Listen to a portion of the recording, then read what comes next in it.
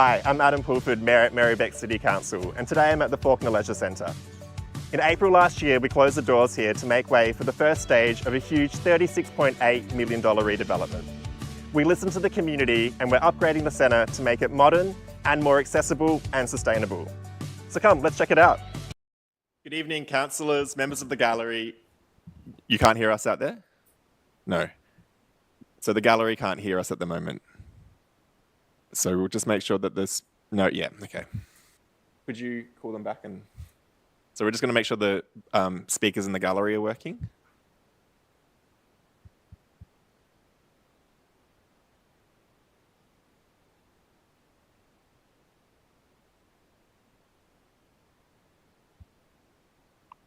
Can you hear?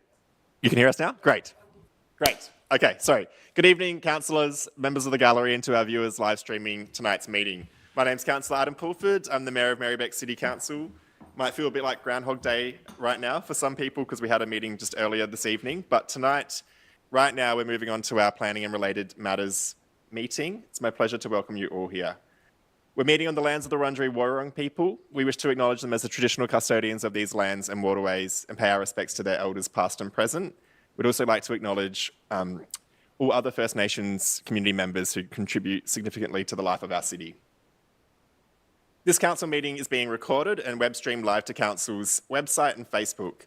The recording will also be available as video on demand. Gallery attendees are advised they'll be recorded during the meeting.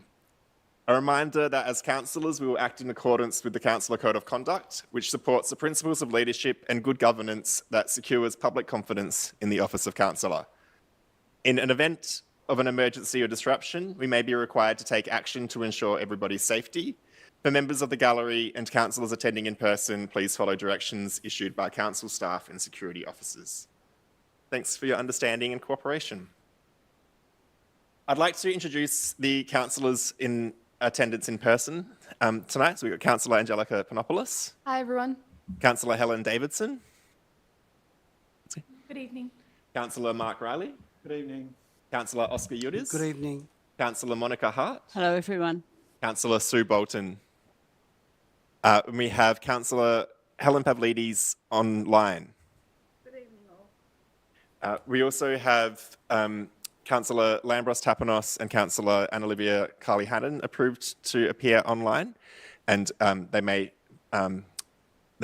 appear a bit later. And we have apologies for this evening from Councillor James Conlon. I'd also like to introduce Lachlan McGowan. He's the Acting Group Manager of City Development, and we have members of our urban planning team here, and we've got some of our governance officers here too. I've already noted Councillor Conlon's apology, so we'll move on to disclosures of conflicts of interest. Councillors, are there any conflicts of interest to disclose? There are none. So we'll move on to item 4, confirmation of minutes of previous meetings. Councillors, could I please have a motion for the confirmation of the minutes of the council meeting for planning and related matters held on the 22nd of May 2024? Councillor Yudis to move. The seconder, Councillor Panopoulos. All those in favour? I declare that carried. Before we move on to the reports for consideration this evening, I'll outline how our meeting for planning and related matters will happen. For the item in relation to a planning permit, the relevant planner will introduce the report and officer's recommendations. I will then give objectors the opportunity to make their submission. After this, the applicant will be given the opportunity to speak. If you're making a submission, please clearly state your name for the record. You're requested to present viewpoints clearly and concisely on why you support or oppose the planning application. Please do not repeat what earlier speakers have raised and keep the discussion focused on relevant issues and points not previously raised. If you're opposed to a planning application, please inform the meeting why you're opposed and suggest an alternative approach which you'd be happy with. Please use this opportunity to focus on your concerns rather than the matters of detail in the officer's report. And please note that there's a limit of 3 minutes for each objector and the permit applicant, but as chairperson, I reserve the right to increase or reduce the time available to speakers. So we'll move on to the reports for this evening. We have 3 reports, and the first is item 5.1 which is 81A Bell Street, Coburg, planning permit application MPS 2023-774. We went through conflicts of interest earlier this evening, so I'm not going to ask again, but I'll move for Alex Osborne, the Acting Planning Coordinator, to present the report.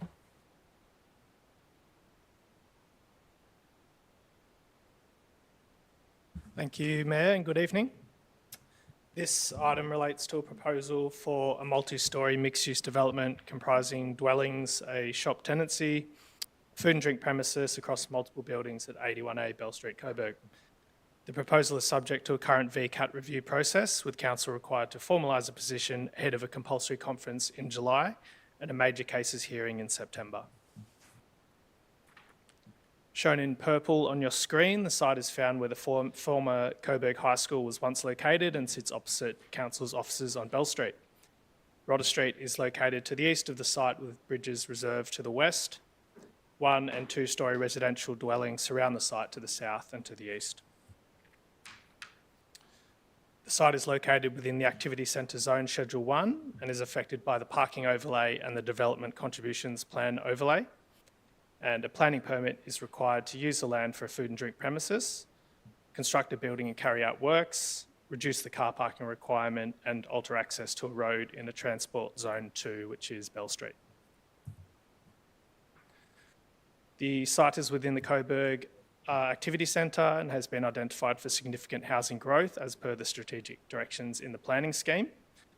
Precinct 4 of the Activity Centre zone sets out discretionary built form guidance in relation to the overall building height, street wall height, upper level setbacks and a landscape setback to Bell Street. Council previously refused a similar application on the site, which included refusal grounds related to built form, siting, internal amenity, vehicle access, landscaping and environmentally sustainable design. Yep. Harlan it's almost as if it's frozen, isn't it? Okay. Sorry, Alex, would you like to just try your mic out again? Can you hear me? Sorry. Testing. Councillor Tapanos and Councillor Pavlidis, can you hear me? It doesn't seem like they can even hear me. All right, sorry, Alex, we might just ask you to pause, and if we could check with the tech team.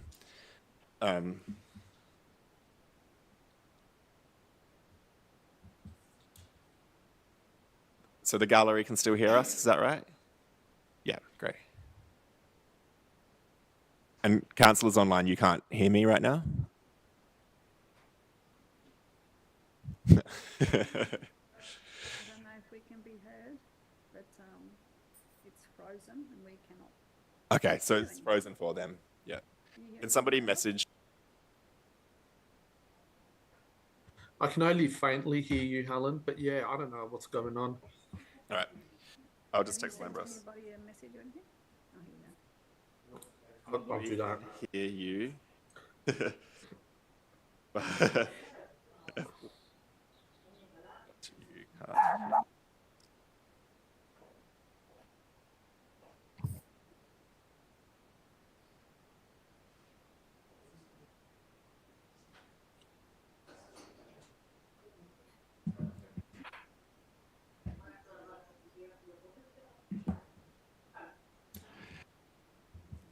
Can you hear me, Councillor Tapanos? He's saying it's not frozen, it's muted. Can you hear me now, councillors online?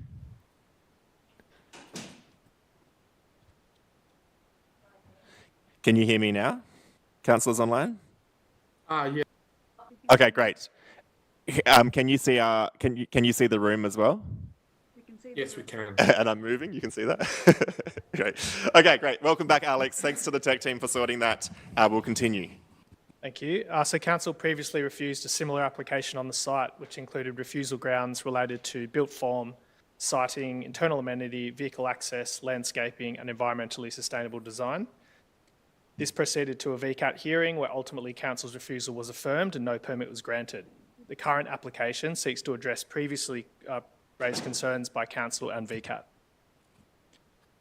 The current proposal seeks approval for construction of a mixed-use development comprising 3 towers ranging in height from 7 to 11 stories, 2 commercial tenancies at ground floor facing Bridges Reserve, a total of 444 dwellings, 2 basement levels containing 499 car parking spaces, 716 bicycle parking spaces, and communal open space areas at ground floor. Pedestrian links through the site, the middle and the south, are also part of the proposal. Notification of the application was given in March of this year and included notices to an extensive range of dwellings, multiple signs on site, and a notice in the Herald Sun.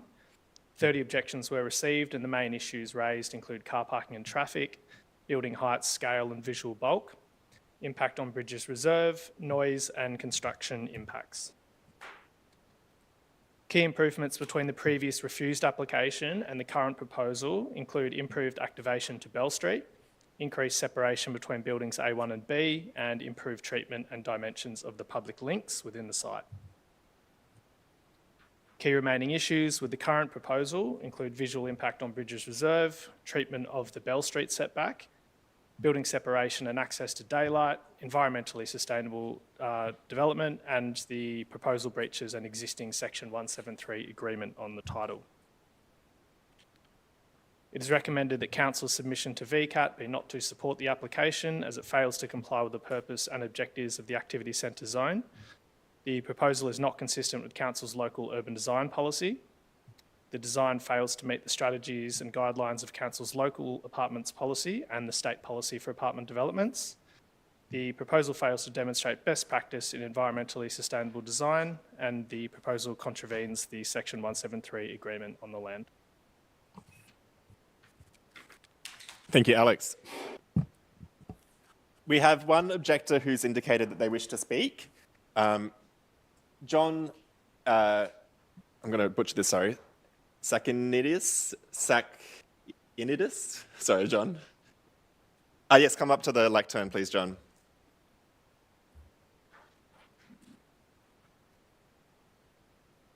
Sakinidis.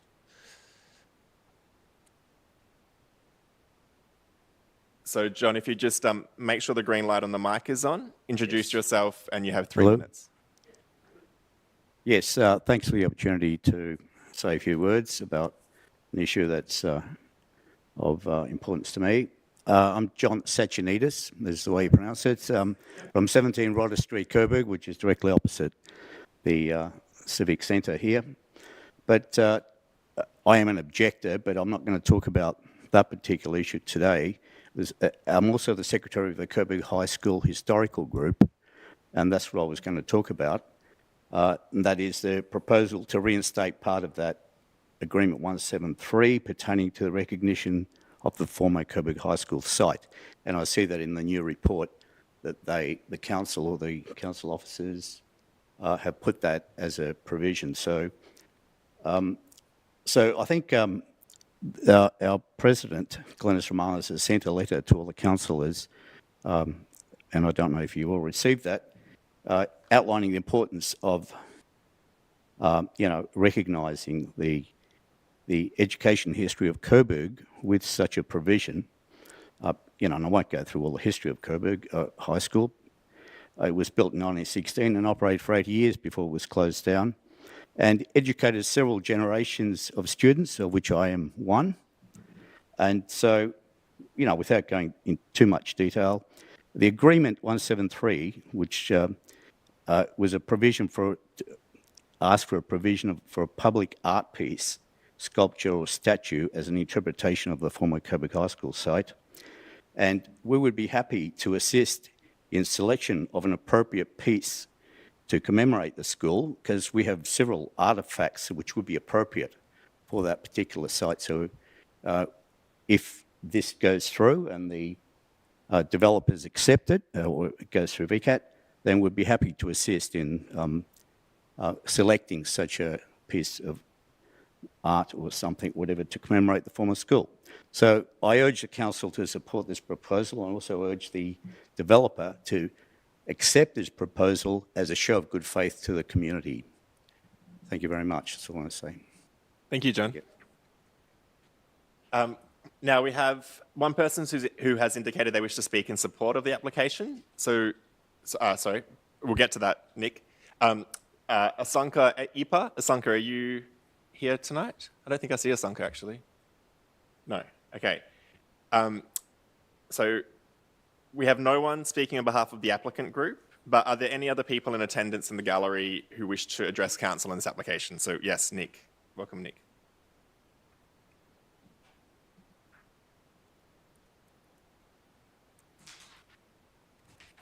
Hello, Nick Dolby, West Brunswick.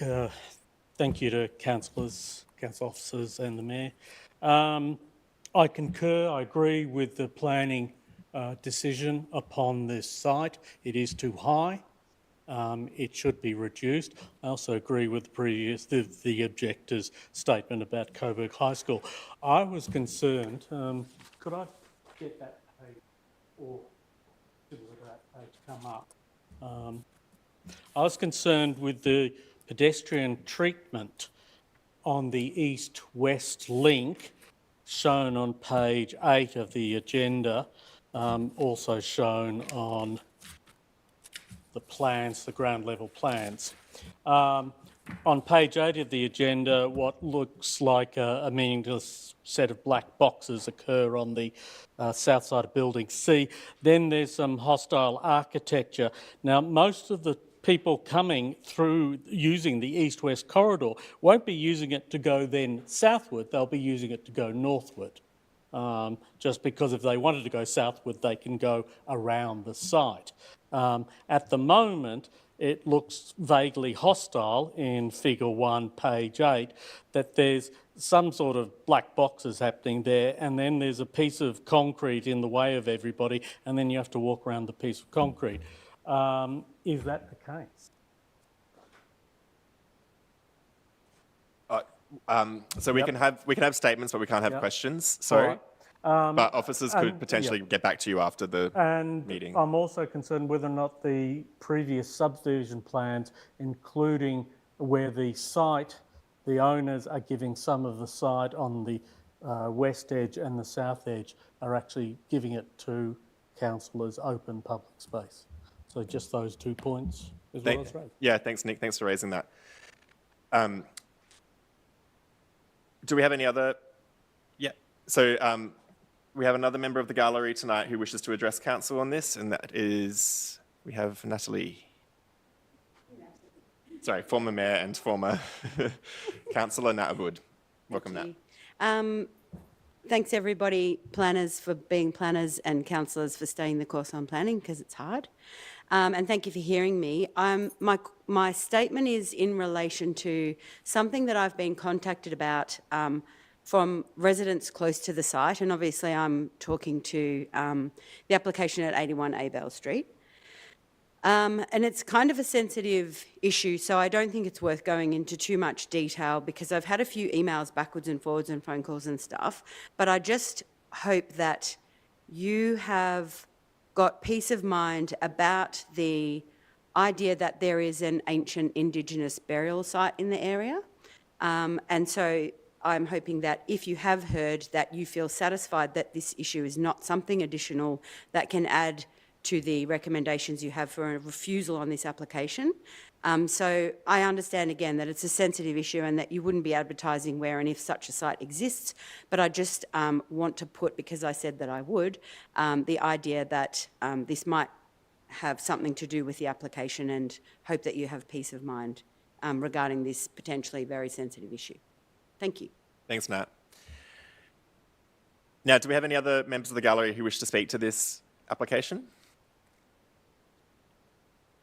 If not, our councillors, do we have a motion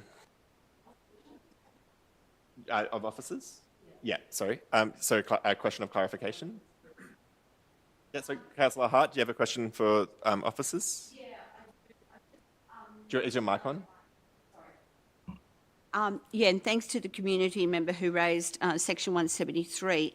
Just for the sake of discussion on this point, I just wonder if the officers could elaborate on all the sections of 173, because there's a number I understand that it contravenes. We've heard about the public art, but if you could just elaborate on the part that also looks at that some land that council should actually get land back to increase and extend Bridges Reserve, and how council, because to me this plan doesn't in any way allow for that. So yeah, we'll take that as a question. Yeah, Alex. Yeah, sure. Thank you. Thanks, Councillor Hart. So part of the section 173 on the did want public open space to be transferred to council. That's not part of the current proposal. So you will see that part of the sites are landscaped and there are public links, and obviously the public will be able to access that, but it's not being transferred to council as part of council. So it still remains on their type site. So it actually contravenes then section Would 170? contravene the Thank you. And may I just stay there, Alex, because I think Councillor Bolton had a question. I'd like to ask planners to address the other two questions which were raised by residents. The one about the angry architecture or potential hostile architecture, but more importantly around the the comments amongst the Historical Society, etc., about the possibility of an Aboriginal burial site that a resident raised. Thanks. Regarding the hostile architecture, I wasn't. We're happy to speak. Is your mic on? Yeah, can you? Sorry, I think the gallery is struggling to hear you. If you might be too tall. Can you hear me now? Yeah, might be. Regarding hostile architecture, I wasn't too certain based on the description provided which part of the site that was. We're happy to clear that up offline if the speaker would, yeah. And the ancient burial ground matter, I might leave that for group manager. Great. So we'll go to the group manager, acting group manager. Yeah, thank you. Lachlan. Thank you, Mayor. And through you, I'd actually like to ask our unit manager of urban planning, Mark Hughes, to answer this question. Okay. So to the unit manager, Mark. All right. Thank you, Mayor and councillors. Can everyone hear me? That mic's working. I might take everyone to page 9 of tonight's agenda. A little bit of detail. So the report on page 9 details the... Sorry, you might need to speak into the mic. Issues tonight. No worries. Can be heard now? Yeah, better. Yep. All right, beautiful. So again, page 9 of the report details Aboriginal heritage. It talks initially about the legislation being the Aboriginal Heritage Act of 2006 and the regulations of 2018. We note that there's been submissions made about a First Nations burial ground. We've looked into the matter, and the matter or the site is not identified as an area of cultural heritage sensitivity, which means a cultural heritage management plan is not required under the relevant legislation. That said, a cultural heritage management plan was undertaken or investigated in 2009, which did not find any evidence of a burial ground. So, despite this, if any human remains or artefacts are discovered, the developer has a legal obligation that needs to be followed for handling such matters. All that said, the matter is before VCAT, so these submissions can also be made to the tribunal. Thank you, Mark, Lachlan and Alex. Okay, so we're now seeking a mover of a motion. Does anyone have a... Councillor Bolton, what do you seek to move? I'll happy to move the officer's recommendation. Great. And is there a seconder? Councillor Panopoulos to second. Councillor Bolton. I don't feel I need to say very much. I think the council planners have, and the report, have outlined very logical and legitimate reasons for refusing this application. This is a site which has a long history of problematic applications on this particular site, and in particular, the Section 173 agreement, I mean, these agreements need to actually mean something, so they need to actually be implemented. And there are other sites, I could point to Pentridge, where certain things have not been carried out in over 20 years. So I think it is, I think it is important that we, Merri-bek actually stand its ground and isn't just run ramshot over by developers like this one and some others previously.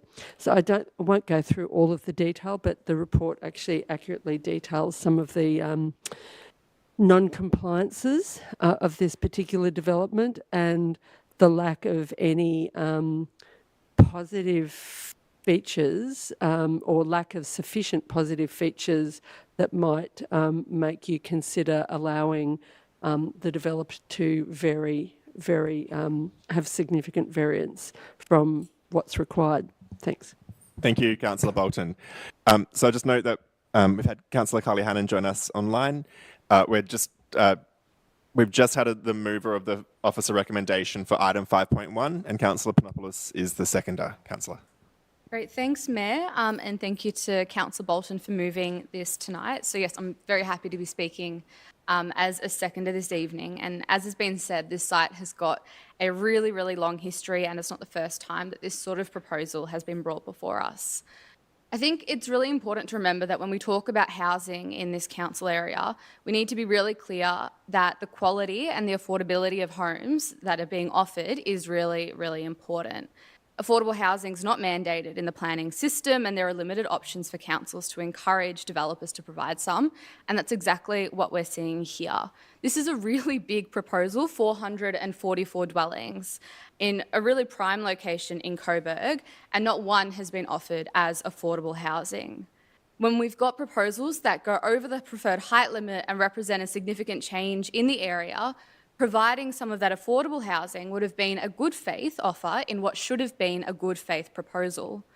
But regardless of that, that is just an optional thing, and there's plenty of mandatory things that this application fails in.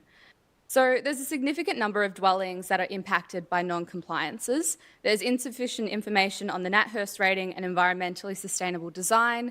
There's limited information on water-sensitive urban design. Daylight modelling isn't really shown. There are particular living rooms and bedrooms that don't have adequate daylight. And on page 17, the applicant suggests that skylights meet natural cross ventilation requirements, all whilst not actually providing a natural ventilation assessment. And officers make it quite clear that they're not aware of any precedent that would suggest that skylights meet the cross ventilation requirements.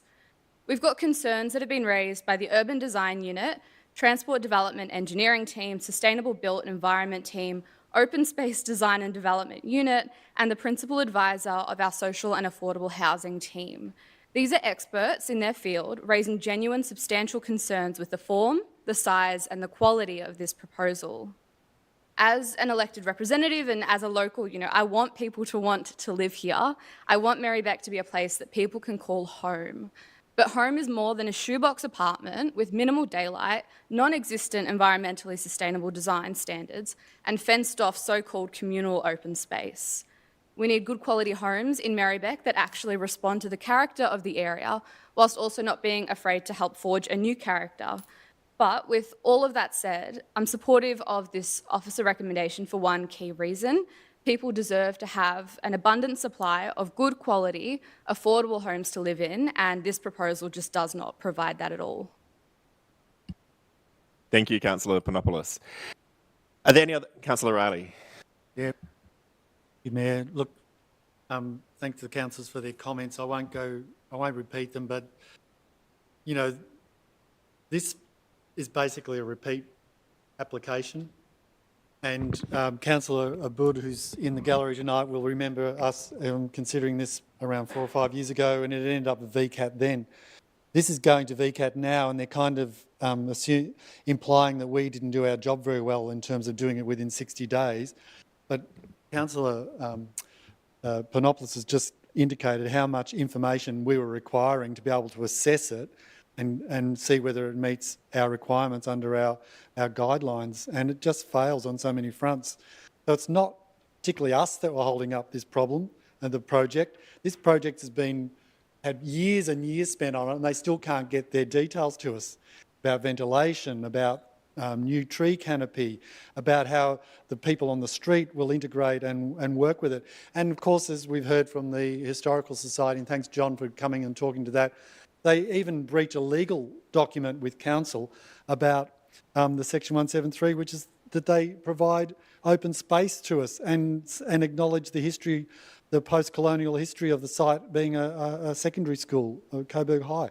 There's so many things that are missing in here. It's just really regretful, and it's actually, I think it's disingenuous to the planning process and to residents who have been waiting for something on this site, have to force it to go to VCAT, and they're not even complying with the conditions that were laid down by VCAT last time. They've actually increased the height again, against VCAT's wishes. They're doing so many things that are against it. So, when people complain about bureaucracy and delays by governments, like local governments in planning, they really need to look at how some developers, and this one's called Beg Something Proprietary Limited. Really, I'm wondering what they're begging. If they're begging for any favours, they're not going to get them here or at VCAT, because they're really not actually running a fair and open process. It's really quite, troubling, I think. Thanks. Thank you, Councillor Riley. Do any other councillors wish to speak to this item? Councillor Hart. Yeah, thanks to all the comments that other councillors made. I think, and all of them absolutely agree with. And the part that really disturbs me, and I go back to I guess why I'm emphasising the Section 173 again, because this is a very large development, but what concerns is that whole interface and the inappropriateness of that interface at the moment, particularly with Bridges Reserve, as well as onto Bell Street. That it just flies in the face of what the council had negotiated originally with the sale of that land, about being able to respect the integrity of what we had there was public land in the way of the Coburg High School, and that openness that was part of that, so that some of that design should have saw fit to better integrate that in terms of the open space, particularly in terms of the open space and that interface, I think, with Bridges Reserve, that extension. And this developer's just in no way has sought to do. So I really think it's important that that's a strong point of the argument that council puts to VCAT, particularly when we're seeing a whole future ahead of us of a lot of negotiations around how do we do development and how do we do open space as we are getting, more and more requirements for higher developments, etc. Thank you. Thank you, Councillor Hart. Do any other councillors wish to speak to this item? We might move on to a vote. All those in favour? I can see that that's unanimous, so I'll declare that's carried unanimously. Thank you. We'll now go return to Alex, the officer, for next steps.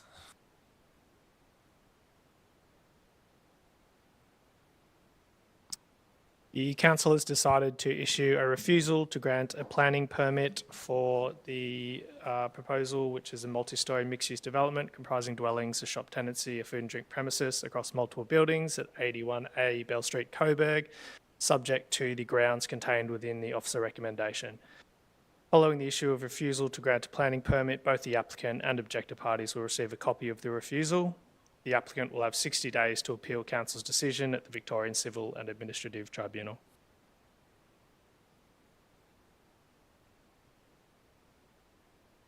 Yeah, Alex.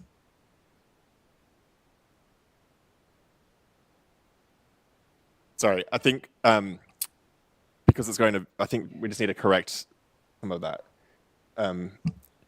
So it's going to VCAT, so yeah.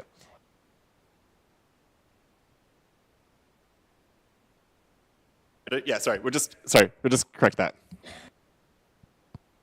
So the correct next process is that council's position at this Victorian Civil and Administrative Tribunal will be as per the officer recommendation. Great, thank you, Alex. So now we are on to the next item on the agenda. I'm just not sure if the slideshow behind us is working. Oh, great. Good. Okay. So we've got onto item 5.2. It's 448 to 450 and 452 to 456 Lygon Street in Brunswick East, MPS 2015-949/B. We didn't have any, we've got new councillors here. So does any councillor have a conflict of interest to disclose on this item? I'll now ask Jack Paulson, the Acting Planning Coordinator, to present the report. Thank you, Mayor, and good evening, councillors. This presentation relates to a proposal for a mixed-use apartment building at 448 to 450 and 452 to 456 Lygon Street in Brunswick East. It's noted the proposal seeks to amend an existing permit, essentially by doubling the footprint of an approved development through incorporating an additional lot immediately adjacent to the original subject site. So highlighted in purple on the screen, the site is located in the Commercial 1 zone and is affected by the Design and Development Overlay, Schedule 19, and the Parking Overlay, Schedule 1. The site is found within the Brunswick Activity Centre and is within an area identified for significant housing growth. Schedule 19 to the DDO, or the Design and Development Overlay, sets out discretionary preferred built form outcomes for the site, including a 2-storey preferred maximum street wall height, a 14-metre preferred maximum building height, 7-metre upper level setbacks, and setback requirements, rear setback requirements to residentially zoned land to the east. It's noted that these controls are discretionary. The site's located on the eastern side of Lygon Street. 1- and 2-storey residential properties are found to the east of the site, while a mix of commercial and mixed-use buildings up to 6 storeys are found along this section of Lygon Street, including another 5-storey apartment building, just one site removed to the north of the 2 properties that make up the current subject site. The site benefits from an existing permit issued in July 2017 that related to just the southern portion of the subject site, so that's 448 to 450 Lygon Street. This permit was approved by VCAT, who found in favour of the 5-storey scale and the 3-storey street wall. A car parking reduction of 8 spaces was also approved, with vehicle access provided from Bladen Avenue. The permit was amended in August of 2022 to reduce the number of dwellings by providing a greater proportion of 3-bedroom apartments. Similar to the existing approval, the current proposal before us tonight seeks approval for a 5-storey mixed-use development exhibiting a 3-storey street wall. Number 452 to 456 Lygon Street is now proposed to form part of the subject site, effectively doubling the footprint of the development to provide an updated total of 16 dwellings, 2 retail tenancies, 26 bicycle spaces and 20 on-site car parking spaces. It's noted that the dwelling mix is a 50-50 split of 8 2-bedroom apartments and 8 3-bedroom apartments. 10 objections have been received to date, with the main concerns relating to impacted views, overlooking, overshadowing, and car parking impacts. A PID was undertaken with 2 objectors in attendance, and the permit applicant has volunteered voluntary measures to address some concerns raised by objectors. The proposal seeks to vary some discretionary built form controls set out in DDO 819. It's noted that the variations sought generally match or in some cases improve upon the existing approval, and in relation to overall building height, a modest exceedance of 3 metres is proposed, which is consistent with the existing approval. And the image on screen there seeks to depict that exceedance, with the red dashed line being the 14-metre preferred height control of the DDO. Key considerations relate to built form and design detail, impacts to the public realm, external amenity impacts and car parking. It's considered that recommended permit conditions seek modest changes in relation to external materials through the inclusion of warmer tones and colours to reduce the stark presentation of the building in the context of its increased width. The proposal generally improves the development's interface with Bladen Street through increased activation and the relocation of vehicle access to Eddy Street. And further, the proposal responds appropriately to the amenity of the neighbouring dwellings and achieves compliance with planning scheme requirements relating to overlooking, overshadowing and rear setbacks. While it's noted the proposal is located between 12 metres and 13 metres from the adjoining or abutting residential dwellings, the permit applicant has offered several voluntary modifications in response to concerns raised by those objectors, and they include additional screening to the east-facing upper level balconies, and increased rear or eastern setback to a rooftop parapet in the northeastern corner of the development to modestly reduce the extent of additional overshadowing cast to 93 Clarence Street. In consideration of the relevant planning policy and the context of the subject site, it's recommended that a notice of decision to grant a planning permit be issued for the development of the land for the purposes of a 5-storey building comprising retail tenancies and dwellings, the use of the land for dwellings, a reduction to the standard car parking requirement at 448 to 450 and 452 to 456 Lygon Street in Brunswick East, subject to the conditions set out in the recommendation. And those key conditions generally relate to the change, to a modest change in the external colours and materials, and the voluntary changes put forward by the permit applicant in response to objections raised. Thank you. Thank you, Jack. We have one objector who's indicated they wish to speak this evening. Do we have Nihari Ratsimbazafi? Hi. Sorry, Nihari, if I butchered your name.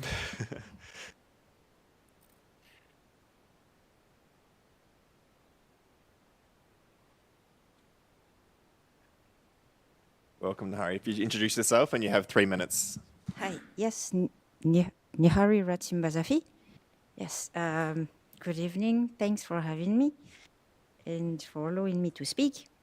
Well, as I sent in my objection letter, this is a very personal concern I have, because this new building will block my view and access to natural daylight. I don't know if you can see on the Amendment 1 on page 258 of this agenda. Sorry. 258.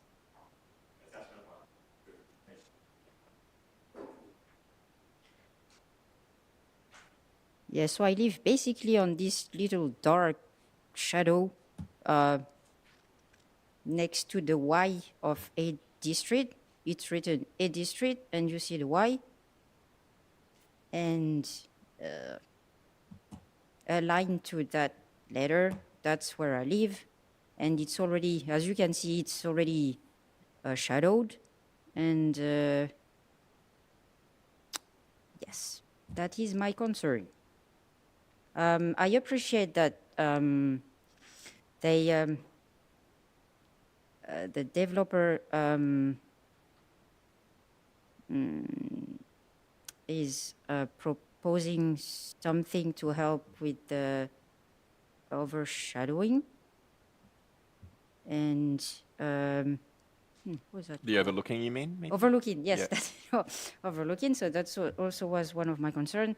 But yes, I can't see how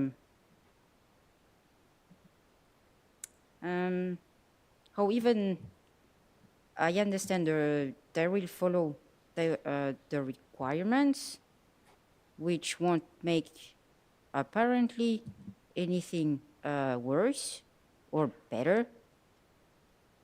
But the proximity of this new building to the building where I live,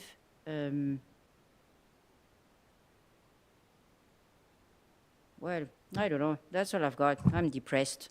Sorry. No, that's okay. Thank you for I- coming and speaking to your concerns. We understand that you're worried about the overshadowing and the the Yes. overlooking, but that's kind of... all right. Well, thank you, Nahari, for speaking to that. And did you have a question for... Yeah, actually for Nahari. Oh, hi, Nahari. I don't. Oh. We don't typically have questions of Oh, okay, applicants, but you alrighty. could ask a question of officers. Okay, I can ask a question of officers. That's okay. That's okay. Sorry, we don't have questions sorry. of applicants. Did you want to ask a question or think about the question? We've got someone else who wants to speak as Oh, well. yeah, no. Wait for them. Okay, I'll sure. Speak. Okay, sorry. So we have no supporters who've indicated they wish to speak, but I'll call on the permit applicant or the representative, Mark Schumann, who's the director of Schumann, who's joining us online this evening. Welcome, Mark. You have 3 minutes. If you introduce yourself, and you have 3 minutes. Good evening. My name is Mark Schumann, and tonight I'll be speaking on behalf of the permit applicant. The applicant endorses the planning officer's recommendations to issue a notice of decision to amend the current planning permit. We believe the officer's report accurately outlines the amended proposal, in which it describes the proposed amendment as an improved proposal, having strong strategic policy support and a net community benefit with an enhanced streetscape response. The amendment does not seek to alter the approved maximum height of the building, nor the approved height of the street wall. These items have previously been tested in a VCAT merits hearing and are described by Senior Member Rickards as providing an appropriate transition from the Lygon Street Activity Centre to the residential area to the east, while the built form would not be widely viewed due to the surrounding developments of similar scale to the north and west. The 3-storey street wall to Lygon Street, despite being taller than the DDO 19 2-storey preference, is acceptable given it is generally comparable with the existing parapet height of 444 Lygon Street, which sits across Bladen Avenue on the opposite corner of Lygon Street, and with the 3-storey street wall to the apartment buildings across Lygon Street. The member also described the wrapping of the street wall from Lygon Street to Bladen Avenue and associated step down from 3-storey street wall to a 2-storey street wall as providing an excellent corner transition. Further, the new basement area and relocation of vehicle access to the rear of the boundary, add additional shopfront windows along Bladen Avenue to Eddy Street corner, allowing for improved street activation and surveillance. The building's design has a high level of conformity with the standards and objectives of the planning scheme and adequately responds to the amenity expectations of a residential dwelling to the east. As outlined within the officer's report, the permit applicant has been forthcoming in working with council officers and objectors in offering measures to assist in mitigating the concerns raised by the objectors and are voluntary and in addition to the requirements of the planning scheme. In concluding, I just call upon councillors to support their officer's recommendations in this amendment application. Thank you. Thank you, Mark. We have a question from a councillor. Yeah. Councillor Riley, to ask a question of the applicant. Yeah, thanks, Mark. I know we talked about this at the PID, Mark, so I know you've already addressed some of these issues and Nahari just asked those questions. Can you just let Nahari know now what you're doing to address some of those concerns for her, please? That'd be really useful. I know that she's on the north side of your building. Yes. So there is technically no overshadowing because her building casts a shadow probably down towards your building. But if you could just explain it, that would be really useful, please. Thanks. Okay, so I'll start with the overlooking because I think that's a pretty simple point. We're proposing screening to our north-facing windows to 1700. So occupants of our building will not be able to look towards the north and overlook in that sense. With overshadowing, as you mentioned, we are to the south, so we will not be overshadowing at all. Most of the overshadowing will be coming from the building to the north, which is where Nahari is currently living. I think Nahari's major concern is the feeling that her light would be blocked out, being within a light well to the southern side of her building.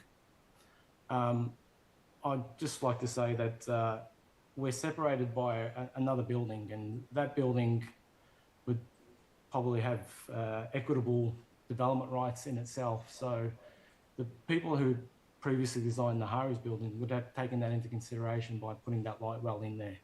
And if there's another building to the south, they'll also put an additional light well in there. Our building, from within the light well, if you take that into consideration towards Nahari's balcony, is a distance of approximately 22.5 metres, which is a considerable distance. And being there, we don't believe that we'll be taking away any of her natural light or access to the sky in that sense. Thanks, Mark. Do we have any other questions of the applicant? Thank you for joining us this evening, Mark. I believe we might have, do we have any members of the gallery who wish to speak to this item? Nick?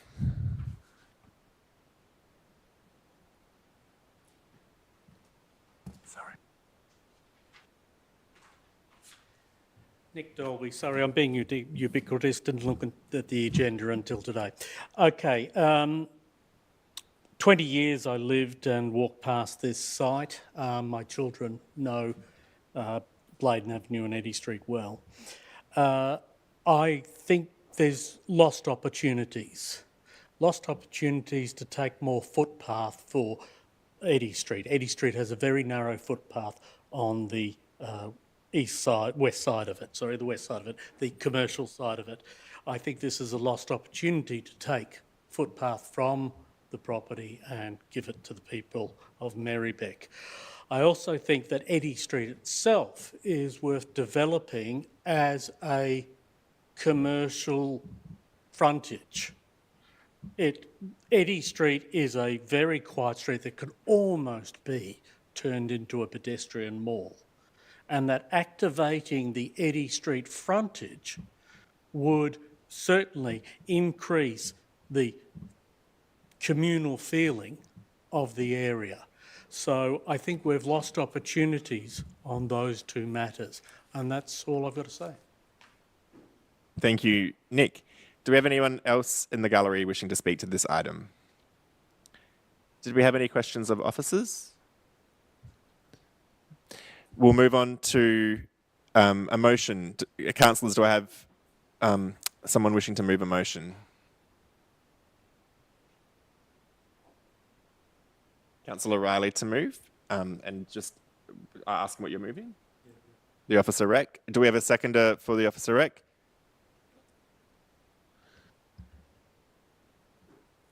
Mark, I believe you might be removed from the Zoom, but you can still follow online on the live stream at home. Sorry. So do we need a seconder for this item?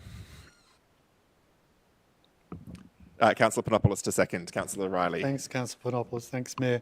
Look, this is a doubling of the site because they've already got an existing application to the southern edge, and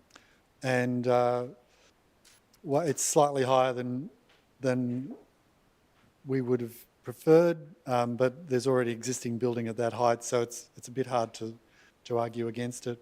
I appreciate the comments about the potential for Eddy Street, but I don't think an application, at least one where there's a planning application, is where you might get a mixed zone, etc. But it's a nice idea, Nick, and I also think that a lot of the shops there probably rely on servicing at the back of it, but it's something that could be worth considering in the next term of council, I think.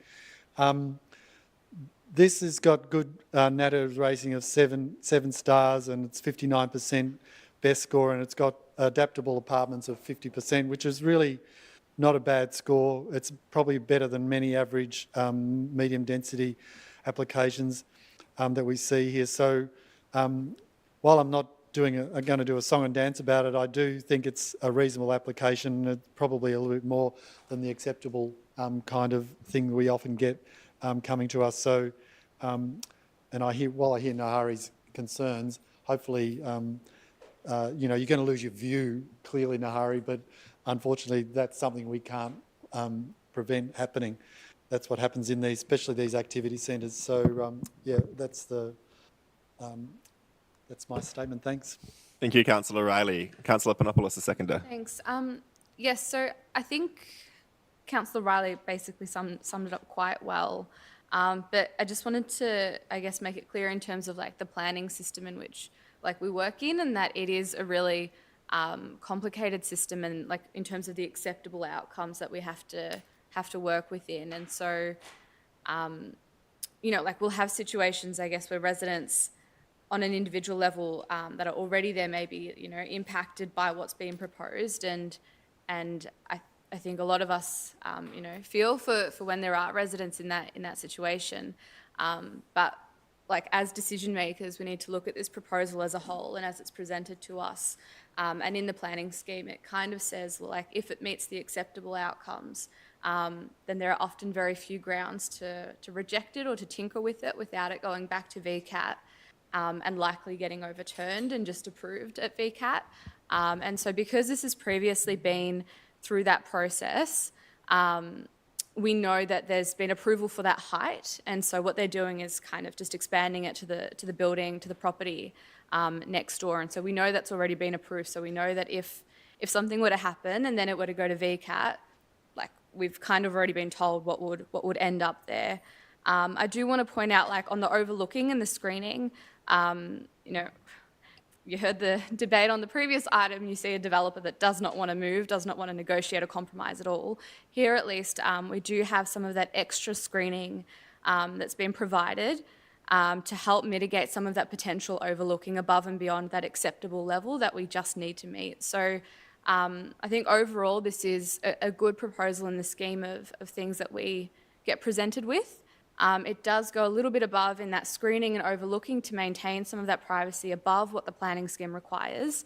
And given that this sort of thing has already been approved right next door, and this is just expanding it, I think it's quite clear that this is, and it does meet the requirements that we've got in our system. So yeah, I just wanted to outline the full reasons like why I'm seconding this and will be voting in favour of it tonight.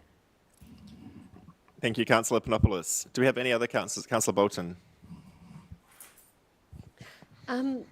Yes, I wish councillors could see the photos that Nahari presented when she came to the PID meeting, because I mean I think her situation is really terrible.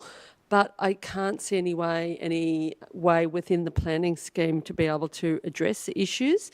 I say the developer has, I gather, done more than a lot of other developers in terms of, you know, going beyond the requirements of the planning scheme with offering extra protection from overlooking. But it seems to me that the issue for Nahari is really the blocking of sunlight. And if I'm not mistaken, I'd like to see the photo again, but if I'm not mistaken, I think part of that is also to do with the design of the building that Nahari is in, where the building comes out on both sides and her flat is inside like this. And so it's very vulnerable to being really blocked out in terms of daylight, and there is another site in between Nahari's building and this particular development application, which could also be developed and make the situation even worse for Nahari. So I really do feel for Nahari, and I guess it just means that, you know, we do have to be really mindful of amenity of apartments and so forth in buildings, because once they're built, like, you know, you end up with a situation like what Nahari's in, where you can't fix the issue. And there are some terrible examples around. So I feel very strongly for Nahari. I wish all the other councillors could see the photo from her flat to get a sense of how she's sort of blocked in. But I can't see any way under the planning scheme to actually solve that issue for you, because I think that's the issue that's even more important than the overlooking and screening and that kind of thing. So apologies for that. So I will vote for the development, but yeah, sort of reluctantly, because I really feel strongly for Nahari. Thank you, Councillor Bolton. Do any other councillors wish to speak to this motion? We might move on to a vote. All those in favour?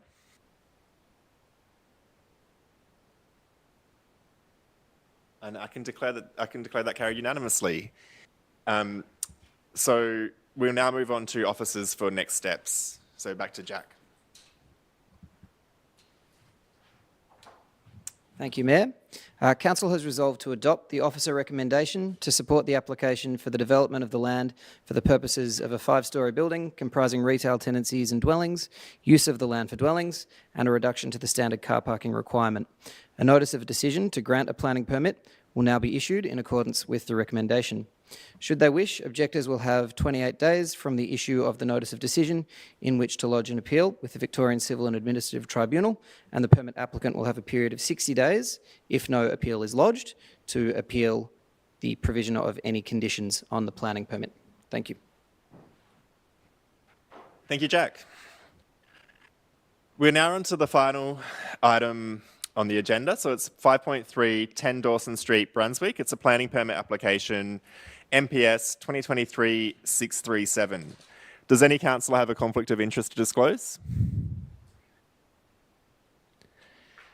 I'll now ask Ryan Hay, the planning coordinator, to present the report.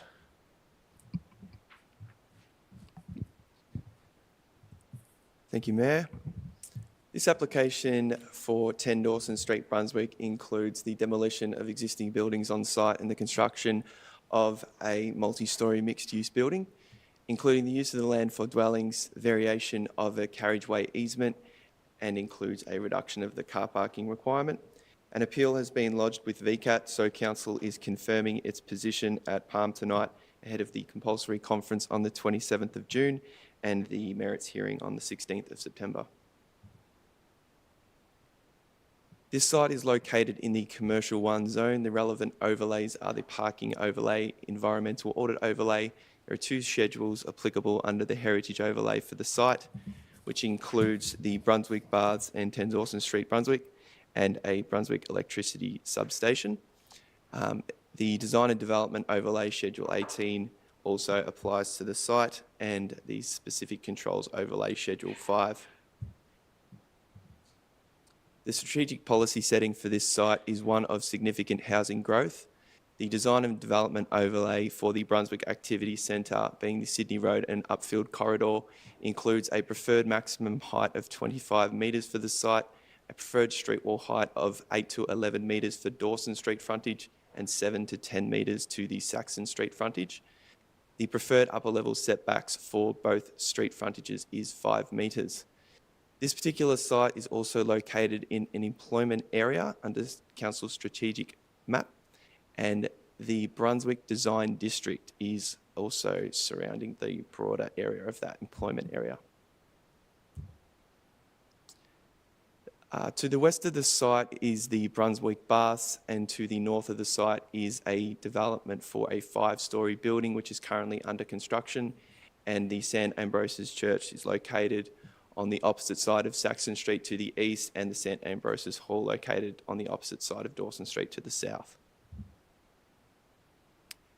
The site viewed from the street shows an existing 2-storey brick building, and that's from the Dawson Street frontage, and then to the Saxon Street frontage we see a significant tree located on the corner in the council reserve of Dawson Street and Saxon Street, and just an existing fence with some on-street car parking viewed along Saxon Street.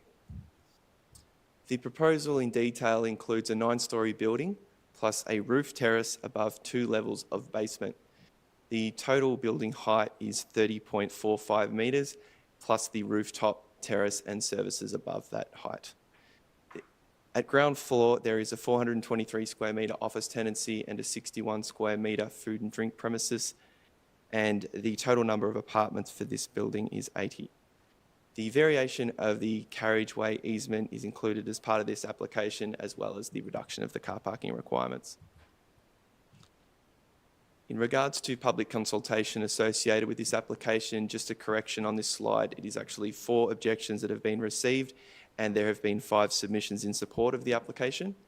The main issues that were raised in the objections were the building height, the overshadowing impacts and impacts to nearby civic buildings and residences, as well as concerns around the car parking reduction. In terms of the key considerations for this proposal, officers deem the built form acceptable subject to changes to address the impacts created by the height and the overshadowing to Dawson Street being a key pedestrian street. Also to address the Saxon Street interface as a result of the DDO non-compliances there. In terms of addressing the employment generating floor space, officers are recommending that that is increased. And then in terms of delivering the carriageway easement, there are conditions to ensure that is delivered. The other areas of support for this application are the compliances with the apartment development requirements, as well as its exceedance of the accessibility and ESD requirements. The proposal is one of good quality design and also provides some public realm improvements as part of the proposal. The Office's recommendation is that Council writes to the Victorian Civil and Administrative Tribunal and all parties to the VCAT review, advising that Council supports the planning application at 10 Dawson Street, Brunswick, subject to the key conditions listed here, which are the deletion of one level with the commensurate reduction in building height, an additional 1 metre street setback provided from the eastern tidal boundary to levels 5 and 6, an additional employment generating and or creative industries floor area of approximately 700 square metres provided at the first floor level along the Dawson Street and Saxon Street frontages, which results in the subsequent deletion of apartments 105 to 110. Thank you. Thank you, Ryan. We have two people who've indicated they wish to speak in support of the application. Asanka, I don't think, has joined us. Do we have Shauna online? Yeah. So we have Shauna Marie Wilson, who wants to speak in support of the proposal, and Shauna is joining us online. So we'll just get her into the...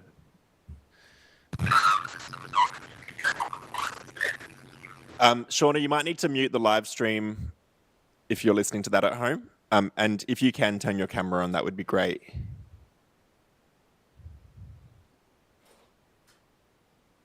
Oh, great. We can see you, Shauna. You're just muted. So you'll need to turn off the audio of the live stream you're watching. Oh, yes, of course.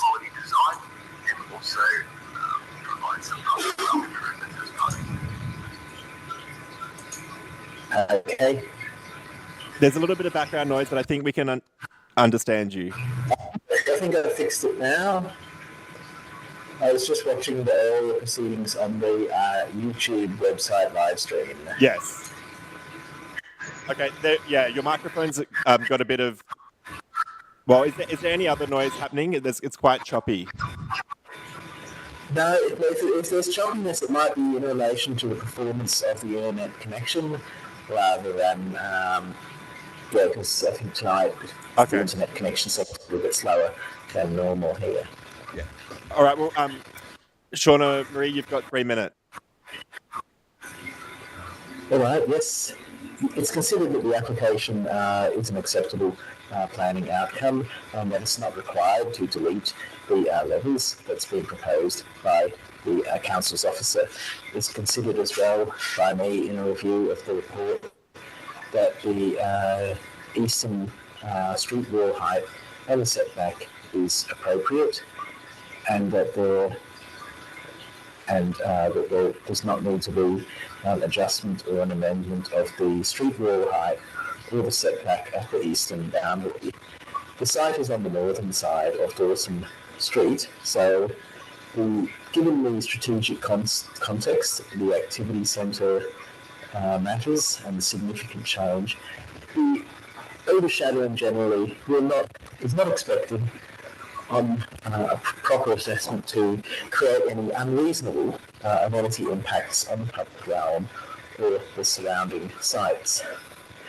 Brunswick Baths are to the northwest and the west of the site. The western west of the site, the Brunswick Baths are housed indoors in a building. The outdoor section of the Brunswick Baths is housed substantially northwest of the site, so there would be no overshadowing that would be expected to affect the use of the baths. It's considered as well that there is no overlooking of the private or secluded open spaces of any secluded open spaces of residential uses near the subject site by the proposed design from the applicant.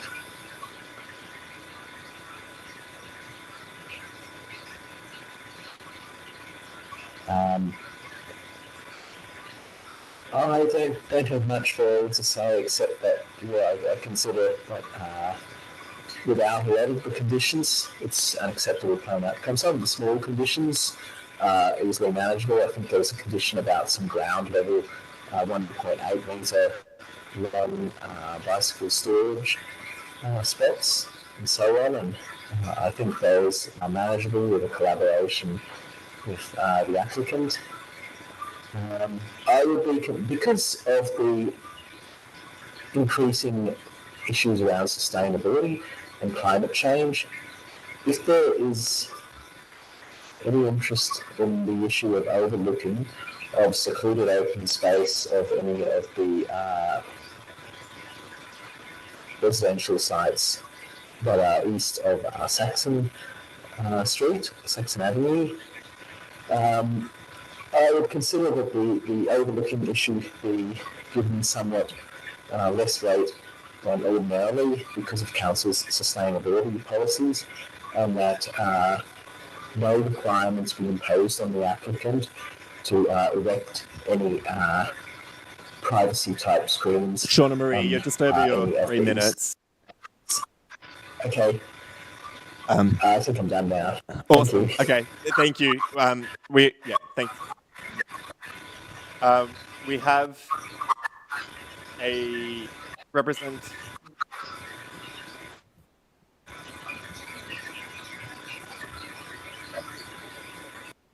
Great. Okay. Whew. There's a lot of white noise there. Okay. So I believe we have someone, we might just before we hear from the applicant, there's someone else who, Nick, you'd like to speak to this as well briefly? Yeah.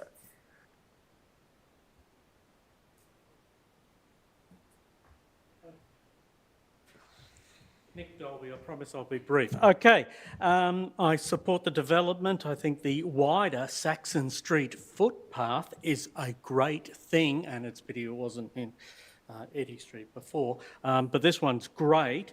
I also think the overlooking of the south side of Dawson Street, the passive surveillance that this will give to the south side of Dawson Street, I live off Dawson Street, by the way, is another good thing. But again, raising an issue perhaps about wider planning context in a planning-related matters on a particular topic, DDO 18 says you can't overshadow major footpaths. Yeah, because it's so cold and we need the sunlight, particularly with climate change. When we're looking at 40-degree days, we really need those footpaths warmed up. I think the DDO 18 requirement that footpaths have direct sunlight warming them up is a 1960s thing. If we look at most Mediterranean cities with a similar climate, we're looking at medium density buildings with narrow streets so that they remain cool during the heat of the day. It's the heat of the day that is most likely to increase with climate change. We shouldn't be so concerned with footpaths warming up. Thank you, Nick. Okay, so now we have Simon Gilbertson, who's the Director of Contour, who is speaking on behalf of the applicant group.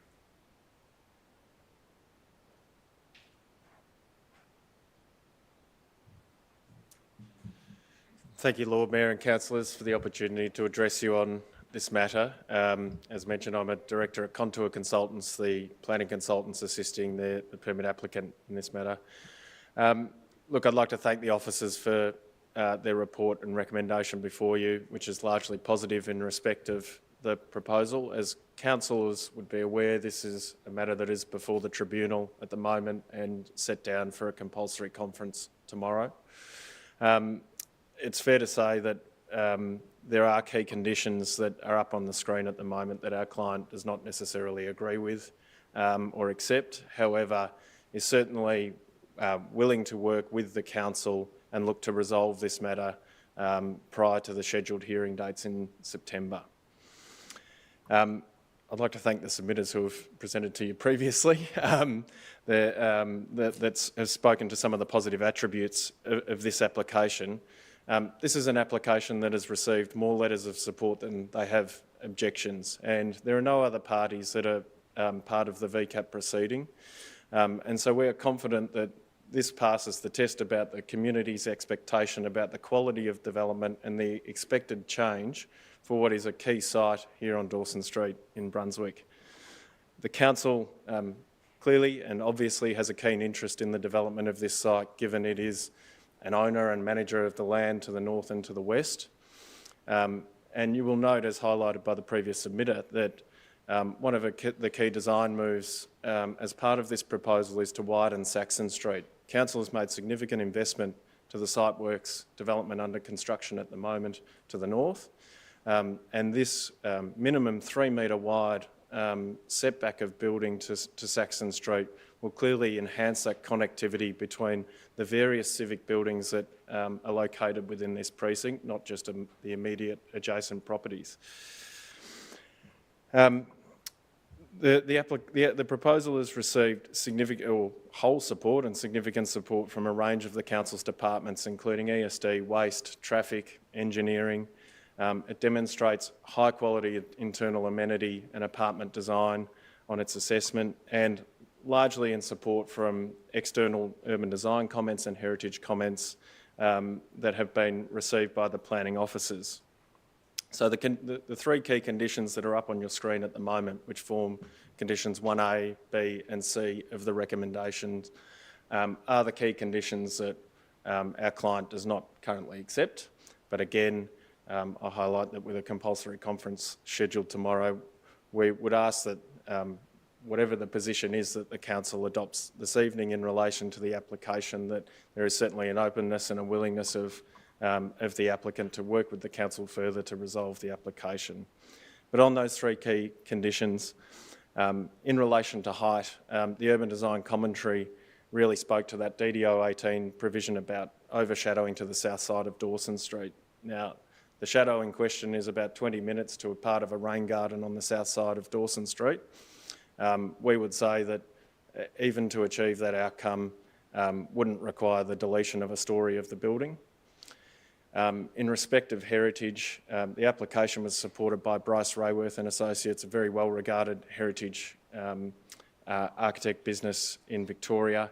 The initial comments that the council sought from Roger Beeston, an external heritage expert, didn't seek any changes to the overall proposal, and a second round of heritage comments has borne out part of what sits now in the officer recommendation in reducing the building height.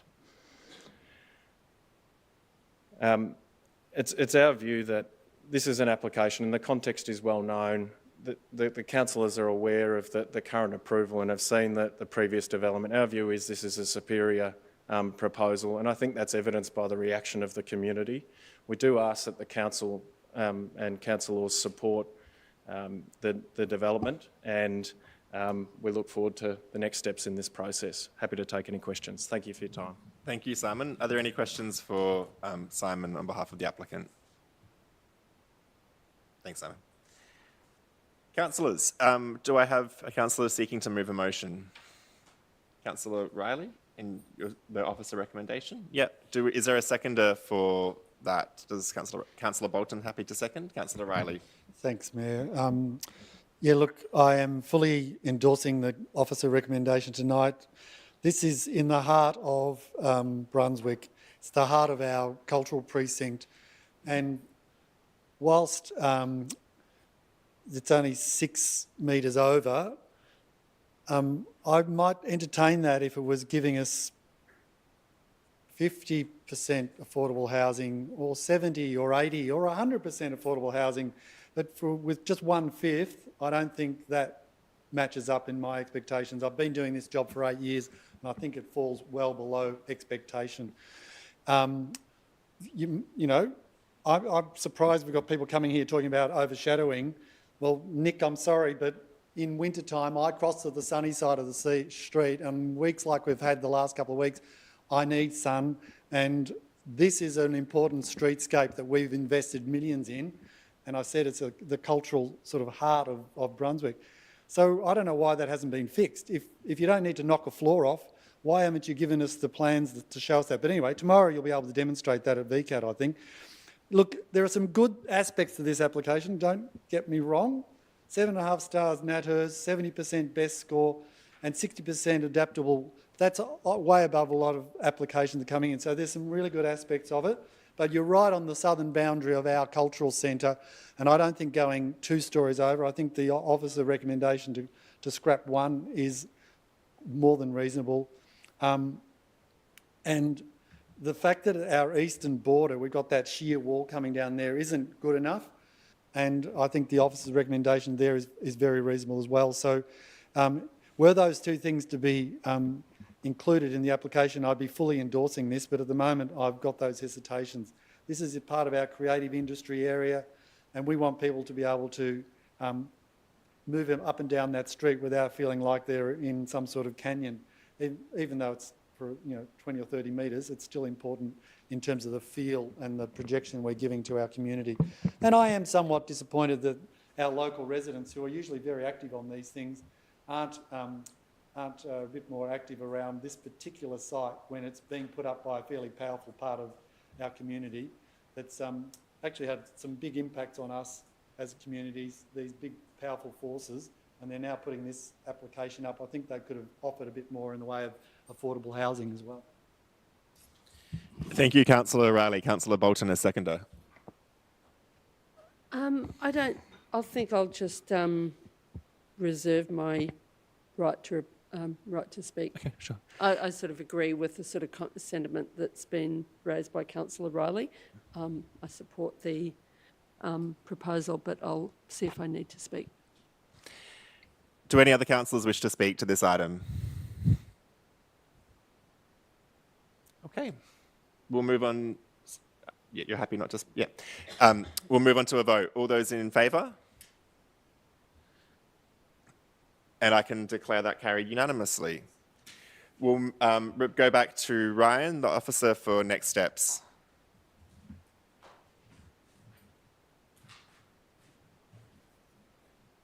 The Council has resolved to advise the Victorian Civil and Administrative Tribunal that Council does not support the application, subject to the grounds contained within the officer recommendation, noting that VCAT will be making the... Sorry, I do need to correct that. Geez, we've had a bit of a nightmare tonight, haven't we? The Council... Sorry, yeah, let's just start that again. I will start that again, thank you, Mayor. The Council has resolved to advise the Victorian Civil and Administrative Tribunal that Council supports the application subject to the conditions contained within the officer recommendation, noting that VCAT will be making the final decision on the application. The matter is scheduled for a hearing at VCAT on the 16th of September. Only objectors who have lodged a statement of grounds with VCAT will have the opportunity to address the tribunal directly at the hearing. Thank you. Thank you, Ryan. Okay, that was the final item on our agenda for this evening. So I declare our planning and related matters meeting closed at 8:27. Thank you, councillors. Thank you, members of the public. And thank you to the council officers and planning team.